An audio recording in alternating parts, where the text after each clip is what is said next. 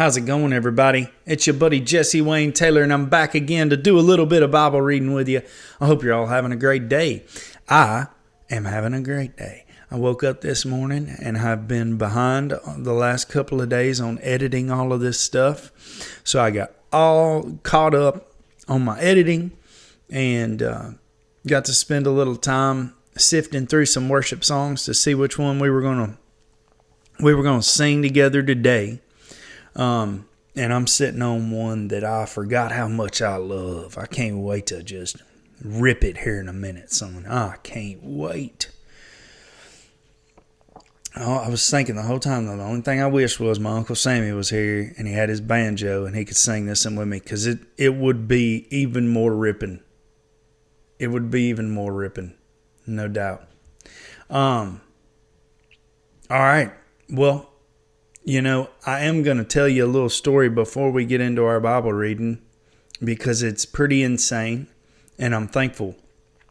So yesterday, as you guys remember, if you watched yesterday's episode, my son was asleep, woke up halfway through my Bible reading, and when I say he had a midday meltdown like I have never seen before, that's exactly what I mean. I know if this is TMI, I'm sorry, but the snot was everywhere, dude. I mean, I went through a roll and a half of toilet paper yesterday, I think, just wiping his snot. I felt bad for him. He does seem to be feeling a little bit better today. But anyways, after he woke up, there was no getting him. I lied. I got him back to sleep, and then I put him down in his bed. And as soon as his face hit it, he was fired all the way up, dude. And he wanted to be held the whole time. And with the pain that I'm in, that is a very hard situation for me to be in. Especially with as big as he's getting, I can hold him for a while, but after a while, even switching sides, it's just more than I can take. So I have to put him down. And I was like, there's no way we're staying in this house until my wife gets off work. We have got to get out of here, and we got to go do something. So I loaded him up in the car. My mom bought me this big backpack that I can put a child in on my back. It straps them in and everything so they can't fall out. And I brought that and my bow and arrows. Took those out to a local outdoor archery range, and I threw him on my back, buddy. I got out there and I was shooting my bow with him on my back. He loves it. He thinks it is the most fun thing, at least for the first several shots. Then after that, he starts to get a little bored.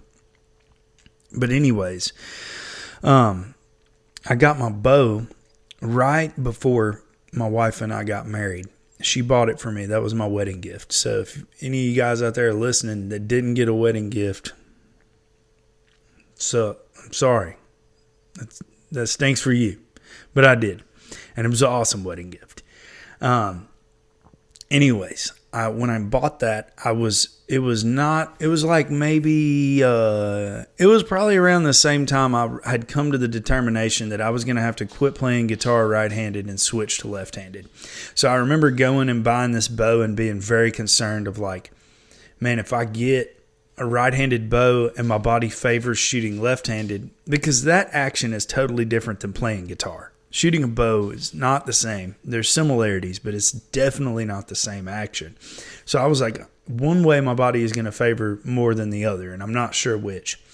Ultimately, they didn't have any left-handed bows at the archery shop that I went to, and that archery shop is now closed, and I'm glad they are, because I have nothing good to say about the customer service that I had there. Shout out to Music City Archery, where I go now.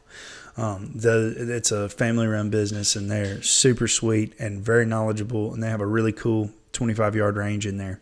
But anyways, regardless, I bought this bow, and it was right-handed, and I shot right-handed for quite some time.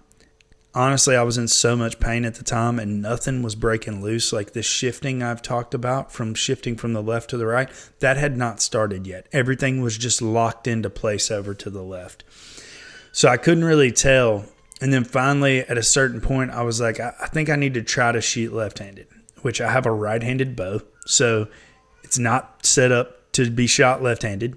The way the string comes down, it comes down in a way to where it'll rub my wrist right as the shot goes off, which will throw your arrow.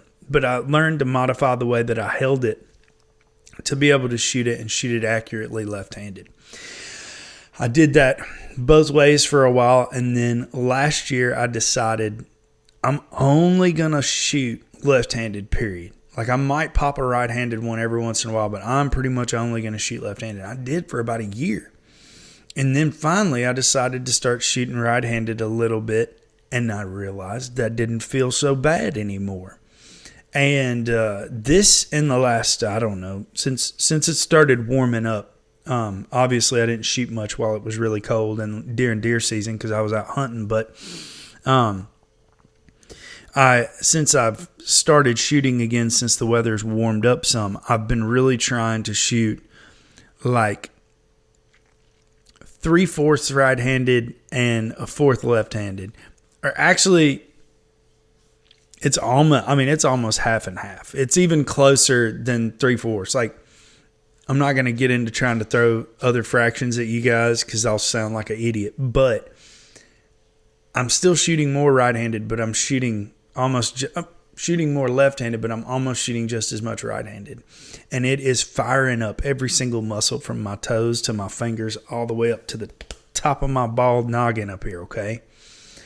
I tell you all this because yesterday when I was shooting, I had my child on my back, and we were taking shots, which you're like, how are you going to become a good archer with a kid on your back? Well, not necessarily training up to be an archery competitor here. And honestly, I thought, man, this might be good practice for if I'm walking through the woods looking for a deer with my backpack on and I have my bow and I have to shoot it with the bow.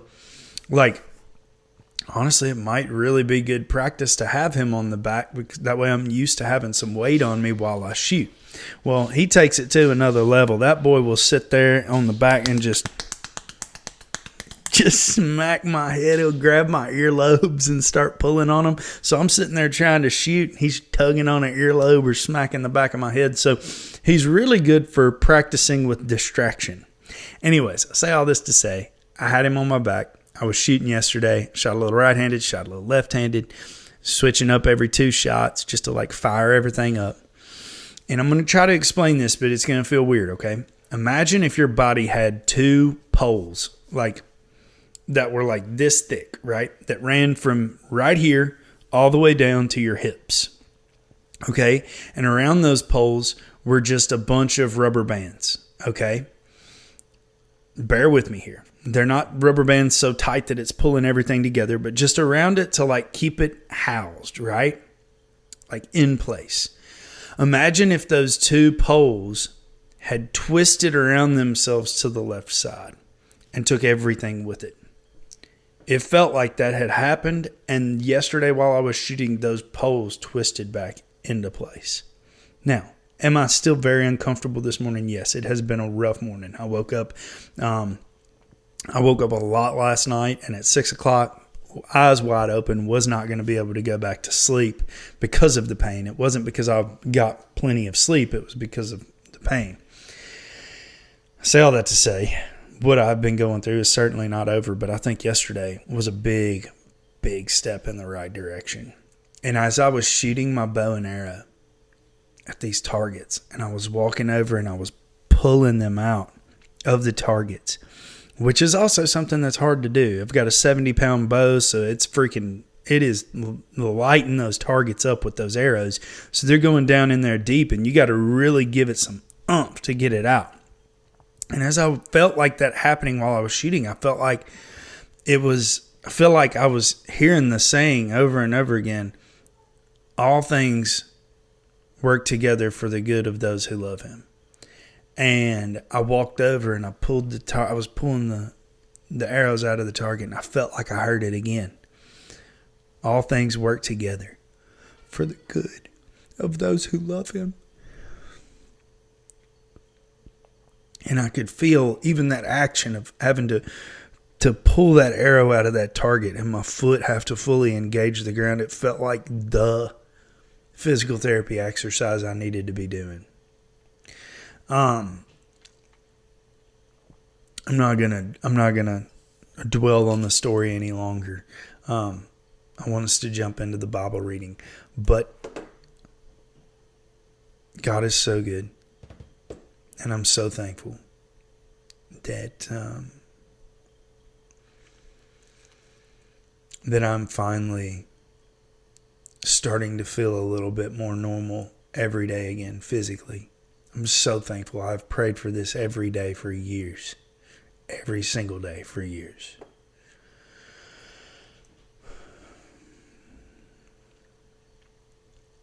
And if you're praying for me out there, thank you.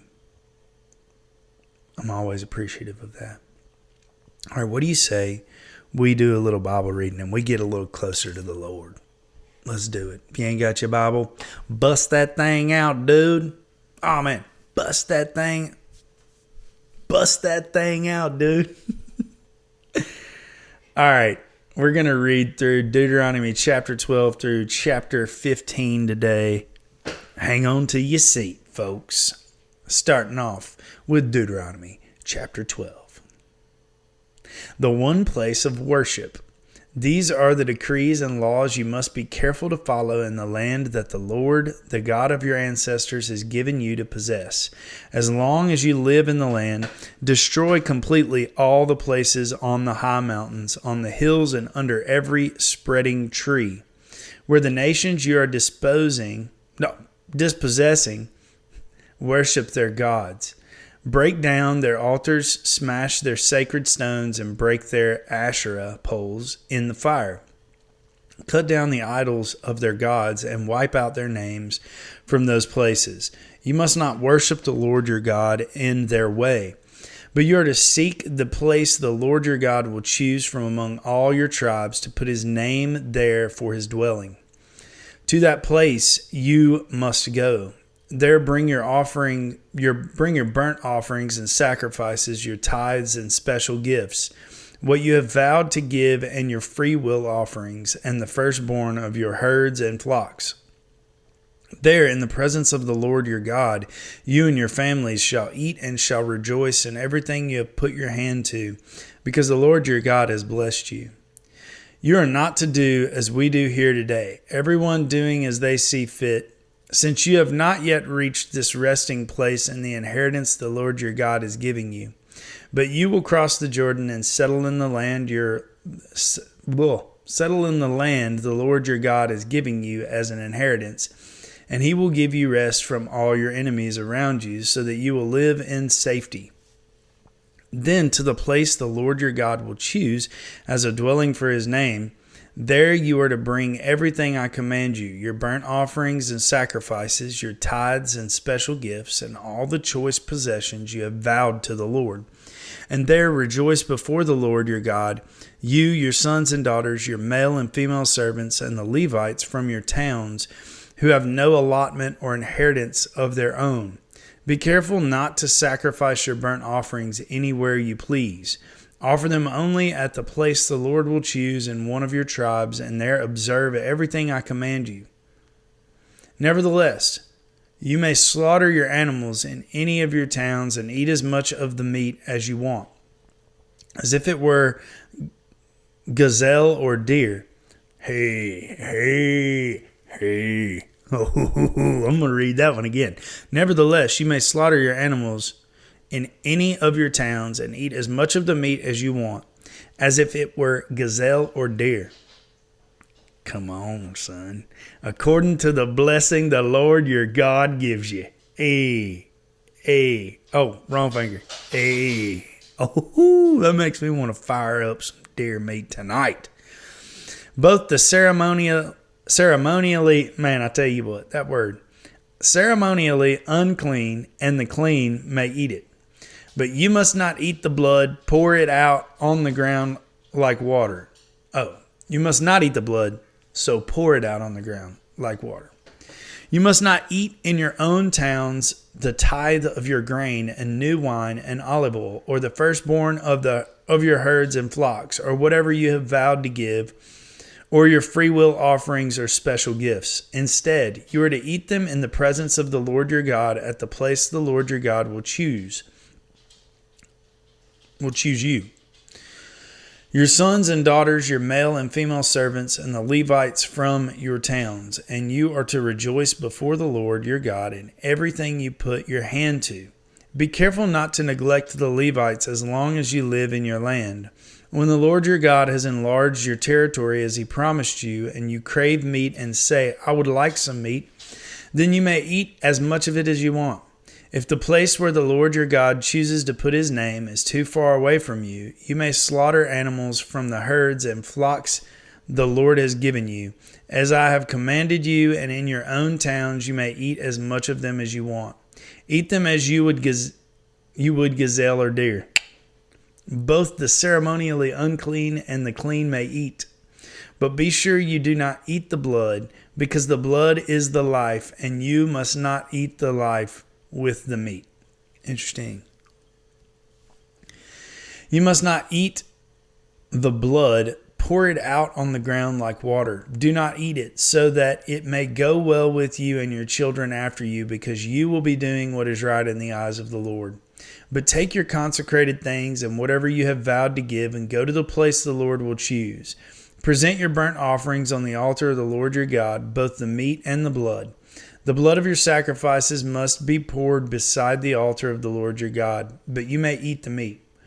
Be careful to obey all these regulations I am giving you, so that it may always go well with you and your children after you, because you will be doing what is good and right in the eyes of the Lord your God.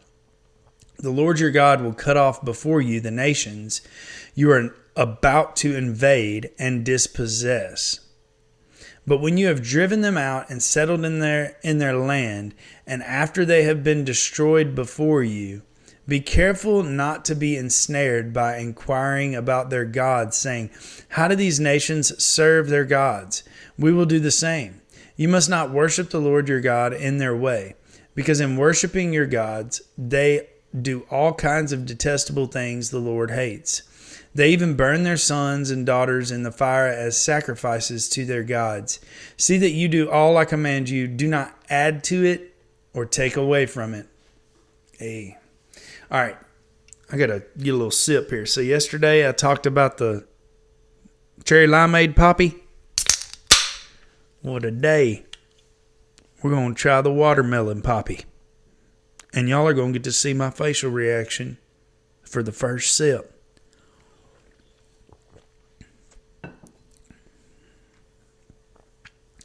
That ain't necessarily my favorite thing I've ever drank.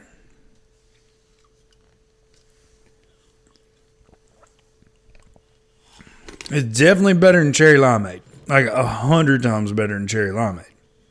It's pretty good. Let's see what. It's only got 4 added sugars. I wish it didn't have any added sugars. I know it wouldn't maybe taste quite as good, but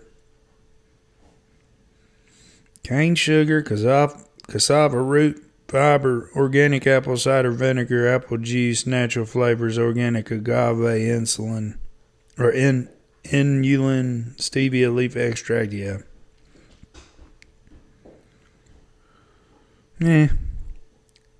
I ain't mad at it, but I wish it didn't have any added sugars. I wish it was more of just like straight natural watermelon juice and apple juice sugars, rather than added granulated sugar. I think that's the right word. But that right there, your boy can get behind, son. I drank a couple of them. All right, Deuteronomy chapter 13, worshiping other gods. If a prophet or one who foretells by dreams appears among you and announces to you a sign or wonder, and if the sign or wonder spoken of takes place, and the prophet says, let us follow other gods, gods you have not known, and let us worship them, you must not listen to the words of that prophet or dreamer.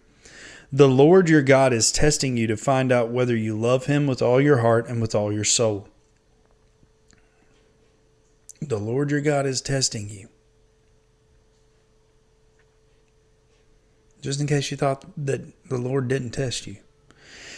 It is the Lord your God you must follow, and him you must revere. Keep his commands and obey him. Serve him and hold fast to him. I'm going to pause for a second. I specifically had a situation in the last 4 months where I literally felt like God was asking me to do something I didn't feel comfortable doing. And I didn't want to do it. And I felt like I was arguing with him in my car. And he was like, this is a faith test. And I was like, okay, then I have to do it. So I feel like I've been tested by the Lord in the last few months. And it does say up here, God is testing you to find out whether you love him with all your heart and with all your soul. I feel like that's what he was doing to me then. So don't let somebody tell you that don't happen. And because I surely believe that it does. Let's see here. Let me just reread that.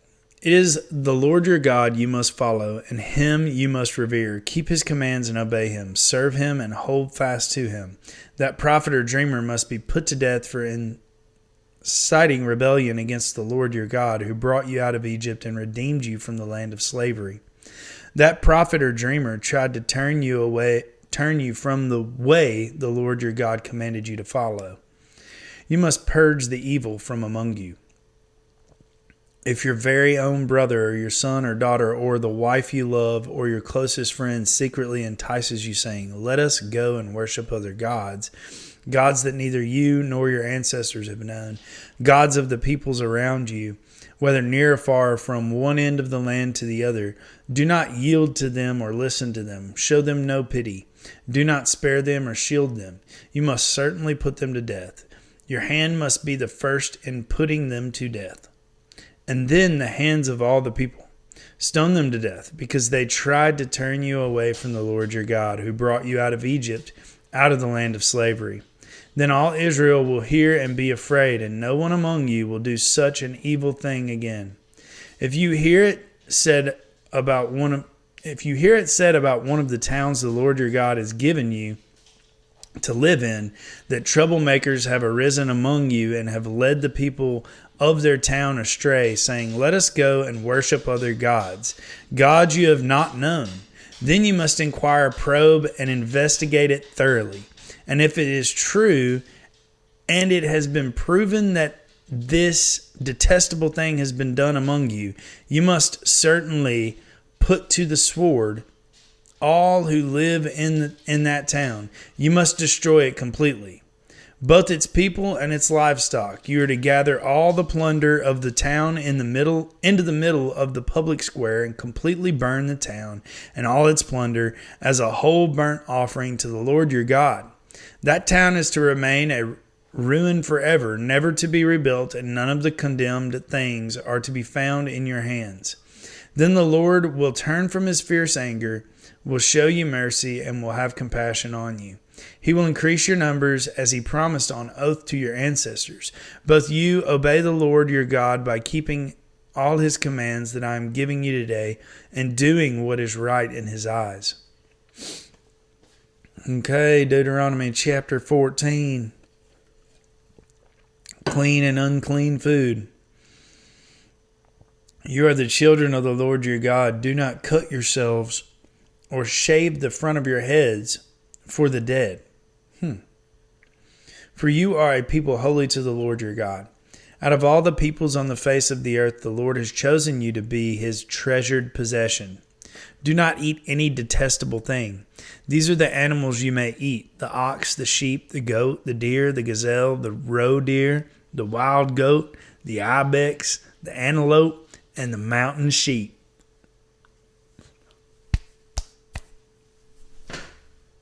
I like that one. Yeah.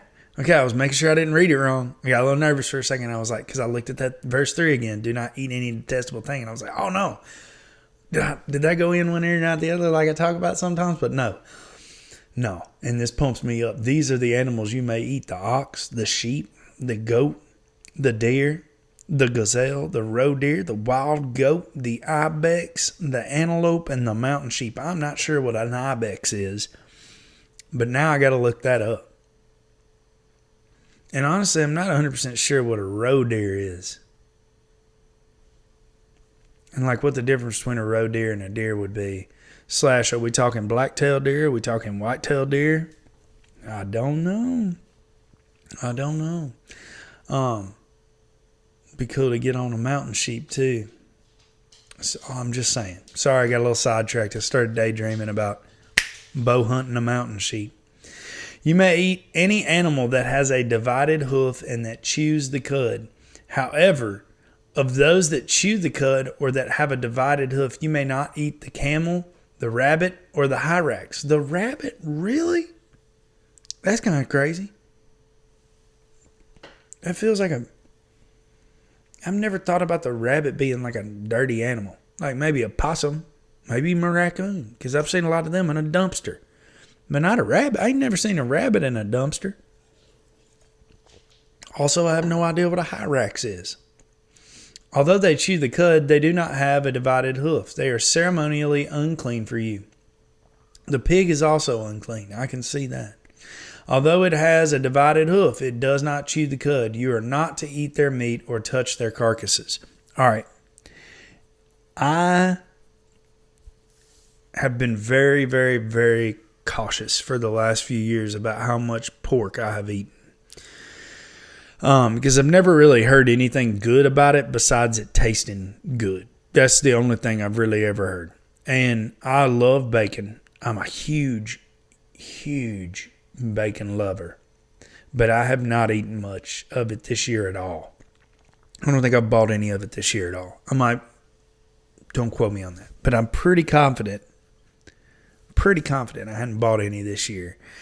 And I've really been keeping my eye out for beef bacon. Because I wanted to try it. I do eat beef as of right now and don't have like any problems with that. I wish I could find some better sourced beef. It seems like even whether you go to the store or you're looking online, it's like the same quality. I feel like I might be wrong, and if you guys have some suggestions of some places that I could like order some really good quality beef from, let me know. But anyways, I don't eat pigs unless there's like a little bacon on something at a restaurant, and I'll eat it. But I am looking for some beef bacon, and I'm going to give that a shot. Part of me thinks I'm going to like it just as much as the pork bacon. I don't think there's going to be that much of a difference. Okay, of all the creatures living in the water, you may eat any that has fins and scales. But anything that does not have fins and scales you may not eat. For you it is unclean. That does kind of bum me out to read this for them, because I'm sure catfish tastes just as good back then as it does these days. You may eat any clean bird, but these you may not eat: the eagle, the vulture, the black vulture, the red kite, the black kite, and any kind of falcon, any kind of raven, the horned owl, the screech owl, the gull, any kind of hawk, the little owl, the great owl, the white owl, the desert owl, the osprey, probably osprey, the cormorant, the stork, any kind of heron, the hoopoe, and the bat. All flying insects are unclean to you. Do not eat them. But any winged creature that is clean, you may eat. Oh, okay, hold on. All flying insects are unclean to you. Do not eat them. But any winged creature that is clean, you may eat it. I guess it's referring to the ones that he didn't say up here. Do not eat anything you find already dead. You may give it to the foreigner residing in any of your towns, and they may eat it, or you may sell it to any other foreigner. But you are a people holy to the Lord your God. Do not cook a young goat in its mother's milk. I don't get that one either. Like I said, I feel like milk would have been much harder to get your hands on back then than it is these days. Just grabbing some at the store. So like I couldn't imagine someone like taking a few days worth of milk and just marinating some meat in it or cooking meat. I don't know. If you know about that, let me know.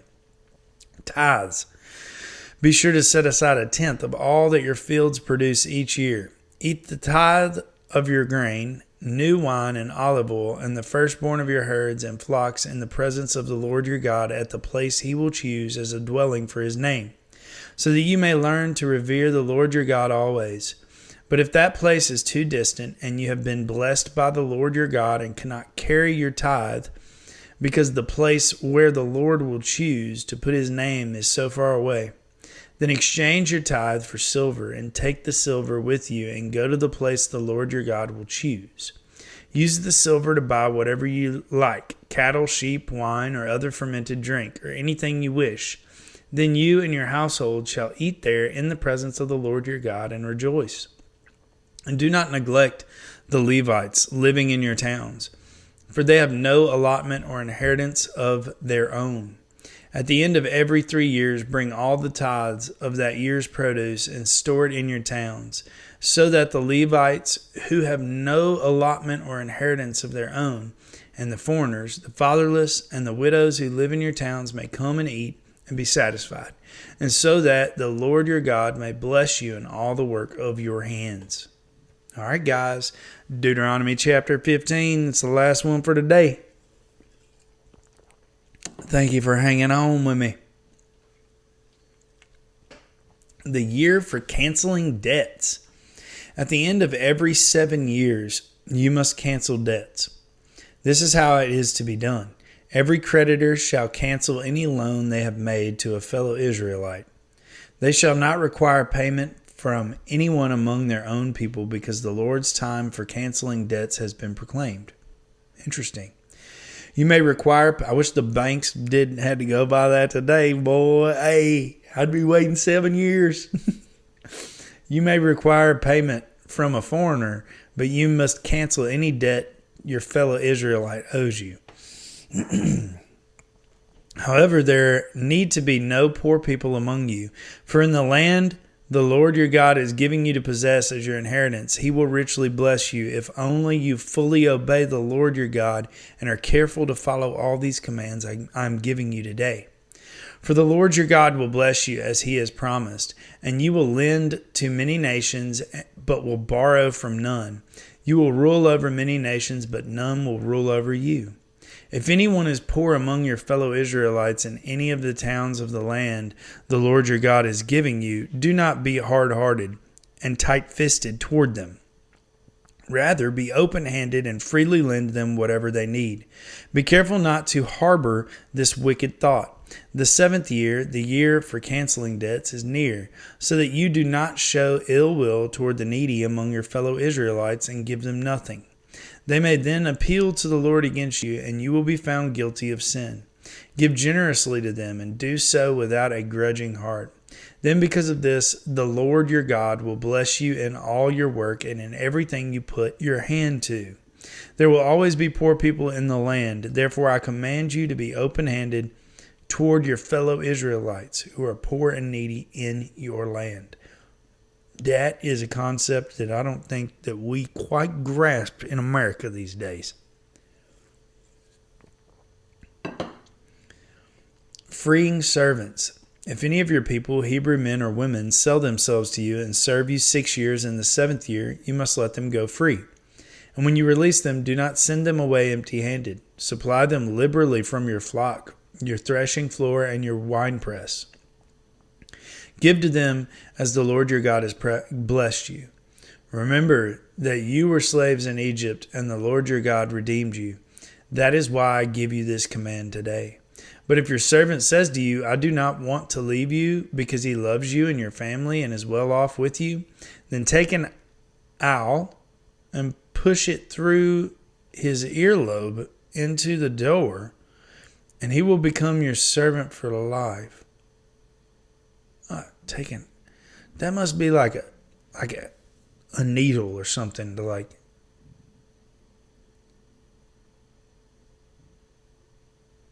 Interesting. Yeah, that must be like a needle or something, like piercing their ear.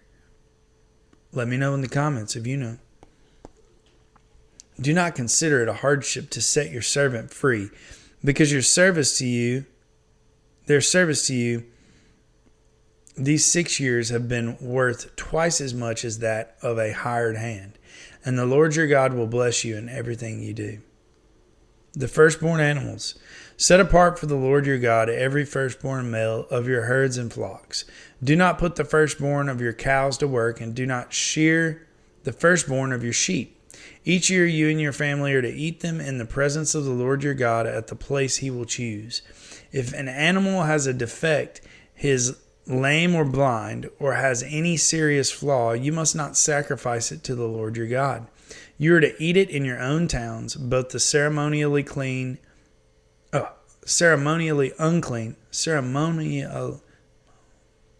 Yeah, I have to check myself every once in a while to make sure I'm saying it right. Because there's another way to... Maybe this is the only way to say it, and I'm an idiot. I don't know. Like, maybe this is the only... I thought there was like a different ceremonially. I don't know. Maybe I'm an idiot. Well, maybe one day it'll sink in. I won't be so much of an idiot. But the ceremonially unclean and the clean may eat it, as if it were a gazelle or deer. But you must not eat the blood. Pour it out on the ground like water. I'm still blown away by, forgiving the debts. That is wild. I'm also pumped up about all the talk about the wild game and what you're allowed to eat. That fires your bald-headed buddy up big time. Big time. Yeah, we might have to have us some deer burgers or something tonight now. I got the taste for it. You know what I'm saying? Man, those were some good chapters. I'll tell you what do you say we do a little bit of worshiping? All right, I told y'all I was fired up for this one. I still am. I wish that I could stand up, but the way goodness, that chair is loud. The way that my camera's set up ain't gonna happen. So we're gonna sit down, and I'm still gonna try to get after it just as hard as I would standing up. Probably need to slide back more because I get a little loud on this one. All right, if you know this one, sing it with me. If you don't, I hope you know it by the end. And we're going to do it the old Church of Christ style again, baby. We're going to hit all them verses. So just hop in there and hang on tight. And by the end of it, you'll be singing along, no doubt. Sing it with me.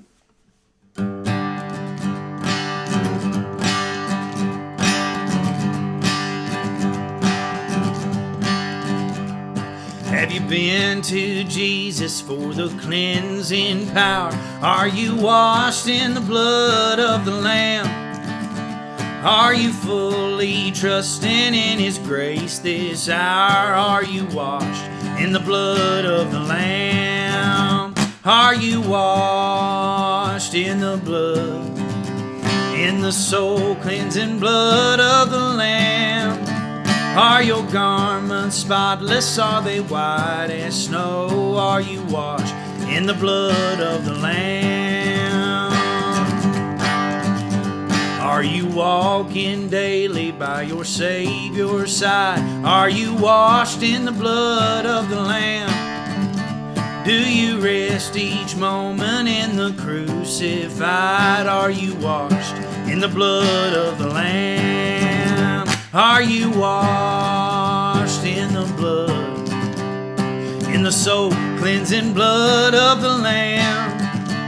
Are your garments spotless? Are they white as snow? Are you washed in the blood of the Lamb? When the bridegroom cometh with your robes, be white, pure and white, in the blood of the Lamb. Will your soul be ready for the mansions bright, and be washed in the blood of the Lamb? Are you washed in the blood, in the soul cleansing blood of the Lamb? Are your garments spotless? Are they white as snow? Are you washed in the blood of the Lamb? Lay aside the garments that are stained with sin and be washed in the blood of the Lamb. There's a fountain flowing for the soul unclean, and will be washed in the blood of the Lamb. Are you washed in the blood, in the soul cleansing blood of the Lamb? Are your garments spotless? Are they white as snow? Are you washed in the blood of the Lamb? Sing it with me. Are you washed in the blood, in the soul cleansing blood of the Lamb? Are your garments spotless? Are they white as snow? Are you washed in the blood of the Lamb? Again, are you washed in the blood, in the soul cleansing blood of the Lamb? Are your garments spotless? Are they white as snow? Are you washed in the blood of the Lamb? Are your garments spotless? Are they white as snow? Are you washed in the blood of the Lamb? Are you washed in the blood of the Lamb?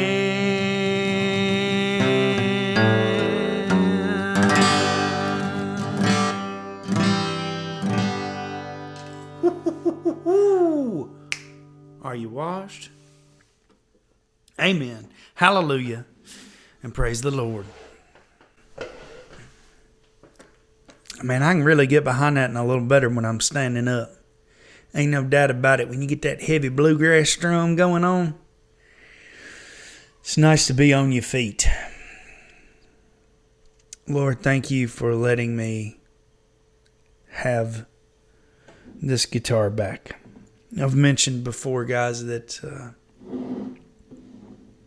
I played right-handed for 10 years and injured myself so deeply that I had to quit playing right-handed and play left-handed. And I've played left-handed for the last few years, given guitar lessons, and still I didn't really get to play much left-handed doing my writing sessions just because it takes a really long time to get really good at the guitar one way. Much less turn around, start over the other way. And there's a lot that I can do left-handed that I can't do right-handed, but there's still so much that I can do right-handed that I can't do left-handed because like I said, I played for 10 years that way.